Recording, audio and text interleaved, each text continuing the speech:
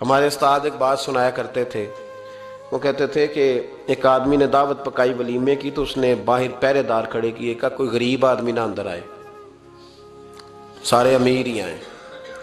اور میرا تجربہ یہ ہے کہ اب غریبوں کو شوق ہو گیا امیروں کو دعوت دینے کا۔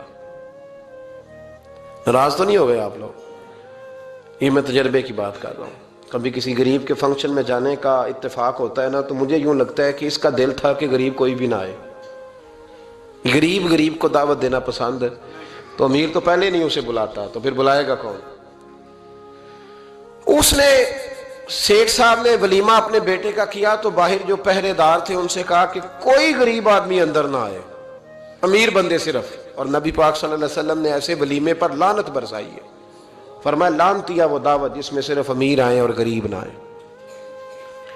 اس نے کہا بھی صرف نہ امیر لوگ آئیں۔ تو ایک بندہ تھا بڑا امیر لیکن بیچارہ نہ کہیں کام کاج سے اٹھ کے ہی آ گیا، تو کپڑوں کو اسی طرح مٹی وٹی لگی ہوئی، تو دیر ہو رہی تھی، گھر جاتا چینج کرنے تو لیٹ ہو جاتا، تو ایسے ہی آ گیا۔ جب وہ آیا تو باہر پہرے دار کھڑا، تو اس نے کہا دوڑ جا، تیرا کوئی مطلب نہیں ہے یہاں۔ اس نے کہا یار میں سیٹھ آدمی ہوں، بدلا کپڑے نہیں بدلے۔ اس نے کہا سیٹھ ہوتا تو تیرے کپڑوں سے پتہ نہ چلتا؟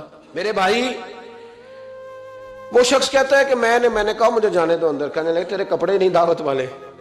کہتا ہے میں وہاں سے واپس گیا دوڑا۔ آپ کو پتا ہے نا کپڑے بھی اب اللہ خیر کرے۔ ایک سنگی نو میں ایک دن کیا تو کالی اینک لائی سی، خیر ہے کہندا موٹر سائیکل تے کٹا پیندا ہے، کوئی دنوں تو بعد کار وچ بھی لا کے بیٹھا سی۔ میں کہ ہن اینو میں کی پوچھاں، ہن تے بہتر ہے اینو چٹی سوٹی بھی نال دیاں۔ بھئی کیا اس سے انسان کا قد بڑھتا ہے؟ وہ ہے بات کرنے والی۔ جہاز میں اس دفعہ میں واپس آ رہا تھا تو جہاز میں ایک نوجوان کالی اینک لگا کے پھر رہا، اب ڈر لگتا ہے نا، آپ کو پتا ہے کہ جسے بات کریں گے وہ کیا جواب دے گا، تو کیا ان چیزوں سے قد بڑا ہوتا ہے آدمی کہ وہ تھوڑا سا جناب مطلب باہر آئیں۔ مجھے تو کمزور لگتے ہیں ایسے لوگ، اپنے لب و لہجے میں، اپنے انداز میں، اپنی طبیعت کے حساب سے، اپنے سٹائل میں آپ زندہ رہیں۔ یہ سچ ہے اور یہ اصل ہے، یہ سچ ہے اور یہ اپنی زندگی اپنے سٹیٹس کے مطابق، طبیعت کے مطابق گزارنا، یہی سچ ہے اور یہی اصل ہے۔ اسی میں انسان کا حسن ہے، اسی میں اس کا وقار ہے۔ اللہ تعالیٰ سمجھنے کی توفیق عطا فرمائے۔ تو وہ بندہ واپس گیا بیچارہ، کپڑے بدل کے آیا۔ اس نے بھی کہا کہ جانا میں نے بھی ضرور ہے، پر تنگ بڑا آیا، گھر گیا مایا شایا والے کپڑے پہنے، سمجھ لے کالی اینک بھی لگا ہی لی، آیا تیار شیار ہو کے کوٹ شوٹ پہن کے ٹائی شائی کے ساتھ۔ جب واپس آیا تو وہ جو جس نے کہا تھا نا داخل نہیں ہونے دینا، اس نے خود دروازہ کھولا۔ وہ بندہ سیدھا سٹیج پہ چلا گیا اور لوگ کھا رہے تھے پلیٹوں میں سالن، اس نے پورا ڈونگا ہی لے لیا اور وہ لے کے نا سامنے رکھا، اور ایک کونے سے اپنا کرتا پکڑ کے اس میں ڈبویا، پھر دوسرے سے پکڑ کے اس میں ڈبویا، پھر پیچھے سے پکڑ کے۔ لوگ کہنے لگے پاگل ہو گیا، کہنے لگا نہیں میری تو دعوت نہیں، دعوت تو کپڑوں کی ہے، میری کہاں دعوت ہے؟ اس لیے کہ میں تو آیا تھا، مجھے تو داخل ہی نہیں ہونے دیا، یہ تو دعوت ہے میرے کو۔ نہیں سمجھ آئی آپ کو میری بات؟ بھئی وہ بھی کوئی انسان ہے جو کسی کے صرف کپڑوں کا حیا کرے، ٹھیک ہے، انسان کا لباس اس کی شخصیت کا آئینہ دار ہوتا ہے، کپڑے اچھے پہننے چاہیے۔ نبی پاک صلی اللہ علیہ وسلم نے فرمایا تیرے پاس اگر نعمت ہے تو چھپا نہ، اس کا اثر تیرے اوپر نظر ہے۔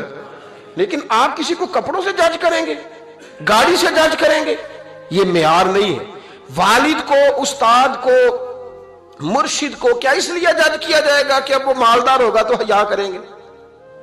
اور بھائی ماں اگر کسی کھیت میں بیٹھ کے اپلے بھی تھاپ رہی ہو نا، اور وقت کا شیخ الحدیث کسی بہت بڑی مسجد میں بیٹھ کے حدیث بھی پڑھا رہا ہو، اماں وہاں اپلے تھاپ رہی ہے، تو اس محدث وقت بھی جنت اسی ماں کے قدموں کے نیچے، وہیں سے اسے جنت ملے گی۔ یہ نہیں ہو سکتا کہ وہ کہے جنت کہیں اور سے مل جائے گا۔ بے شک وہ بیچاری اپلے تھاپ رہی ہے، گوبر کے ساتھ کام کر رہی ہے۔ میری بات کی سمجھ آ رہی ہے؟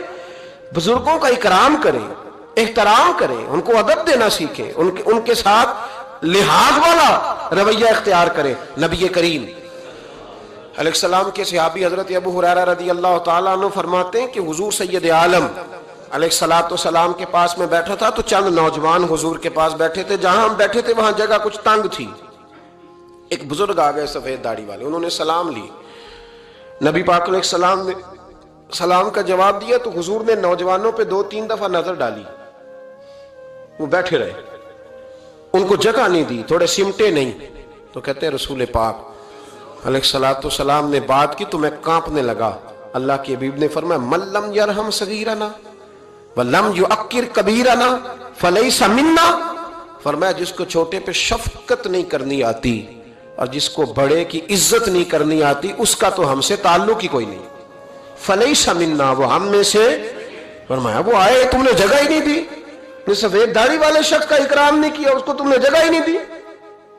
اور ہم لوگ یہ سمجھتے ہیں، یہ نوجوان یہ سمجھتے ہیں کہ ہم نے کون سا بوڑھے ہونا ہے، ہم نے کون سا بوڑھے ہونا، ہم نے تو سدا جوان ہی رہنا ہے۔ ایک کلرک نے نا ایک دفعہ کسی بہت بڑے رائٹر کو کہا کہ اپنے نام سمیت، اس نے کہا تھا میرا نام، ایڈریس، فون نمبر سمیت یہ بات اپنے کالم میں درج کر دو۔ اس نے کہا کہ میں کلرک تھا، تنخواہیں وغیرہ دیتا تھا، کسی بینک میں یا کسی ایسے ادارے میں ملازم تھا جہاں میں وہ چیزیں دیا کرتا، تو کہتے ہیں کہ میں وہاں یہ کام کرتا تھا تو بوڑھے لوگ، آپ کو پتہ ہے ضعیف لوگ آتے ہیں بیچارے پینشن لینے، کسی بچے کی منت کرتے ہیں، وہ لے کے جاتا ہے، بابا جی کو یہ بھی نہیں پتا انگوٹھا کہاں لگانا ہے، فارم کیسے فل کرنا ہے۔ تو یہ سرکاری عہدوں پہ بیٹھے لوگ معاذ اللہ تنگ ہوتے ہیں اور کئی دفعہ غلط جملے استعمال کرتے ہیں۔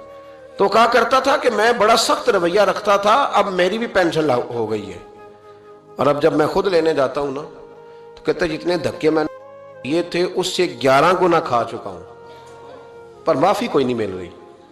تو لوگوں کو یہ میرا نام لے کے ایڈریس سمیت بتا دیں کہ اگر اپنا بڑھاپا سیف کرنا چاہتے ہیں تو اپنی جوانی محتاط کریں، اگر اپنا بڑھاپا سیف کرنا چاہتے ہیں تو اپنی جوانی، اور بڑھاپے میں باتیں برداشت ہوتی، جوانی میں برداشت ہوتی ہیں، بڑھاپے میں تو لفظ سہے بھی نہیں جاتے، آنسو خود بخود نکل جاتے ہیں جب بچہ بات کرتا ہے۔ سنو یہ نوجوان یہ حدیث یاد کر لیں، یہ طبرانی میں موجود ہے، میرے نبی کریم علیہ الصلوۃ والسلام نے فرمایا یہ حدیث یاد کر لینی ہے، پڑھیے درود صلی اللہ ہو، پھر کہیے صلی اللہ ہو، چلے تیسری دفعہ بھی پڑھ لیں صلی اللہ ہو۔ رسول پاک علیہ الصلوۃ والسلام نے فرمایا جو شخص اپنی جوانی میں کسی بوڑھے کی عزت کرے گا، جب وہ بوڑھا ہوگا تو اللہ اسے کئی گنا بڑھ کے اس کی عزت کرائے گا، اس کی کی گئی عزت سے کئی گنا بڑھ کے رب پھر اس کی عزت کرائے گا۔ نوجوان اکرام کرنا سیکھیں، بزرگوں کا احترام کریں، اپنے بڑوں کے ساتھ، اور بڑوں میں جتنے بھی صاحب فضیلت بڑے ہیں، آپ کا جو استاد ہے وہ آپ کے لیے بڑا قابل احترام ہے، بڑا قابل احترام ہے۔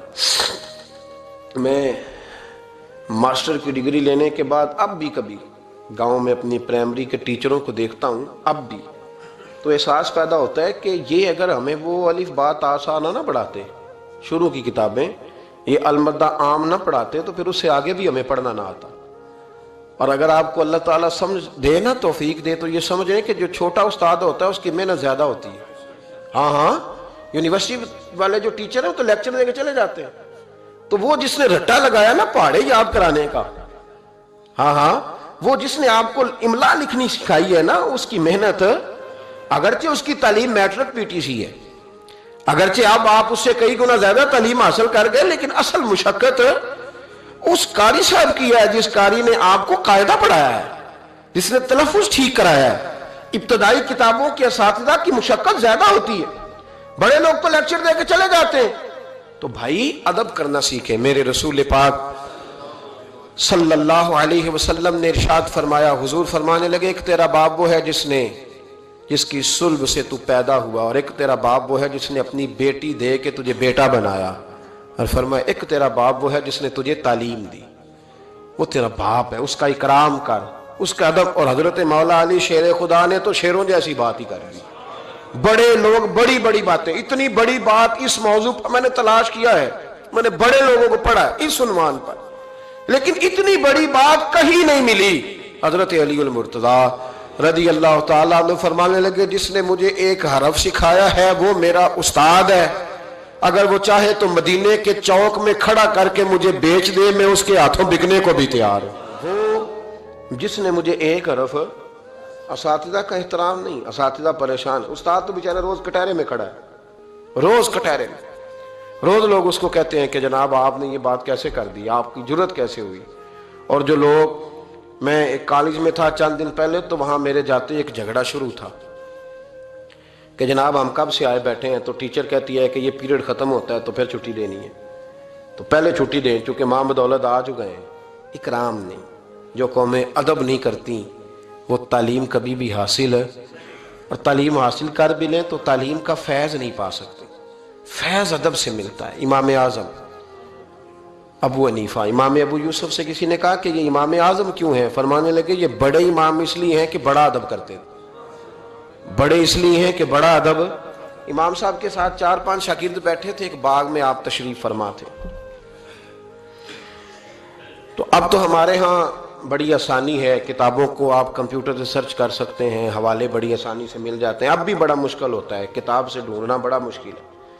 ہم اپنے طالب علموں کو کبھی کہتے ہیں نا صرف کتاب ہی ڈھونڈ کے دے دو، تو وہ کہتے ہیں جی اس کو آپ لگایا ہی حروف تہجی کے حساب سے کریں تاکہ ہمیں یہ مشقت نہ کرنی پڑے. آپ اس کو حروف تہجی کے مشورے دیتے ہیں. کوئی کہتا ہے جی آپ فن کے لحاظ سے کتاب میں حدیث علیحدہ رکھا کریں، تفسیر علیحدہ رکھا کریں تاکہ ہمیں کوئی مطلب حرکت نہ کرنی پڑے. مشورے دیتے ہیں. چلو اچھے بچے بھی ہوتے ہیں، سارا کچھ ساتھ ساتھ ہی ہے. تخریج کا کام کرنا بڑا مشکل ہے آج بھی. جب آپ نے صحیح مطالعہ کرنا ہو تو پھر موبائل شبائل بند کر کے ہی ہوتا ہے.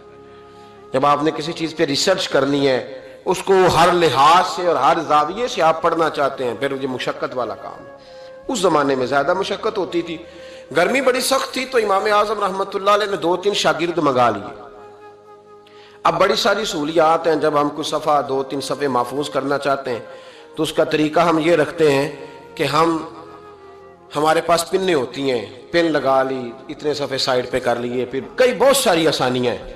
اس زمانے کے اندر بڑا مشکل ہوتا تھا، کچھ کاغذ بھی بڑا مہنگا تھا، چیزوں کو سمیٹنا، اور اگر کچھ چیز بکھر جاتی تھی دوبارہ حاصل کرنا ایک مشقت والا کام. تو امام صاحب رحمۃ اللہ علیہ باغ میں بیٹھے تھے، کچھ حدیثوں پر کام ہو رہا تھا. ان کی جو روایات تھیں اس کے راوی جو تھے وہ مرتب کیے جا رہے تھے، چیزوں پر فقہ کے اصول بنائے جا رہے تھے. شاید 2-4-5 شاگرد بھی بیٹھے تھے. باغ کے ساتھ کچھ بچے کھیل رہے تھے. گیند گری ایک بچے کی. تو آپ کو پتہ ہے کہ ایک بچے کی ویسے ڈیوٹی لگائی جاتی ہے گیند ہی پکڑنے کی. کھڑا کرتے ہیں نا جی پیچھے اس کو کہ تو نے صرف گیند ہی پکڑنی ہے. مجھے چونکہ دلچسپی نہیں میچ سے، لہذا مجھے زیادہ نام وام نہیں آتے کہ اس کو کیا کہتے ہیں. تو اس کو کھڑا کیا تھا انہوں نے پیچھے. وہ گیند اچانک آ گئی نا جب باغ میں، تو بچہ دوڑا آیا، 12-14 سال کا بچہ. جب وہ آیا نا باغ میں تو امام صاحب نے آؤ دیکھا نہ تاؤ دیکھا، امام صاحب جھٹ سے اٹھ کے کھڑے ہو گئے. اور جب کھڑے ہوئے تو وہ کاغذ جو تھے وہ سارے بکھر گئے. اب امام صاحب کھڑے ہوئے تو شاگردوں کو بھی کھڑا ہونا تھا، وہ بھی سارے کھڑے ہو گئے. ان کا بھی سارا سامان بکھر گیا، ٹوٹ گیا، دائیں بائیں چیزیں ہو گئیں. بچہ چلا گیا، امام صاحب بیٹھ گئے. شاگرد بڑے ادب والے تھے، انہوں نے پوچھا بھی نہیں کیا معاملہ ہے. اب نئے سرے سے ساری ترتیب دوبارہ سے لگائی گئی. تھوڑی دیر گزری تو بچہ پھر باغ میں آ گیا. امام صاحب پھر اٹھ کے کھڑے ہو گئے، پھر ساری چیزیں بکھر گئی. تیسری دفعہ وہ پھر آ گیا. اب پتہ نہیں وہ کتنی دفعہ آئے گا. بار بار شاگردوں کو بھی اٹھنا پڑتا، وہ کاغذات سارے بکھر جاتے. بالآخر ایک شاگرد بول پڑے، کہنے لگے حضور یہ تو بچہ ہے، یہ 100 دفعہ آئے گا. تو امام صاحب نے برجستہ جواب دیا، فرمایا اگر یہ 100 دفعہ آیا نا تو ابو حنیفہ 100 دفعہ اٹھ کے کھڑا ہوگا.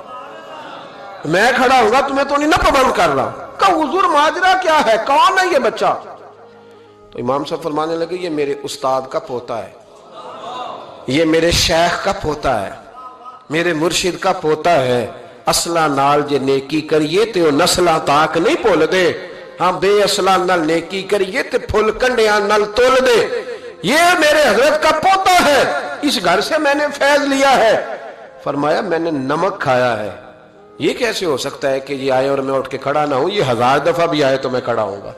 تو امام ابو یوسف فرماتے تھے اس دن مجھے سمجھ آئی کہ یہ جو امام صرف امام نہیں، امام اعظم ہے نا، یہ بڑے اس لیے ہے کہ انہوں نے ادب بڑے بڑے کیے ہیں.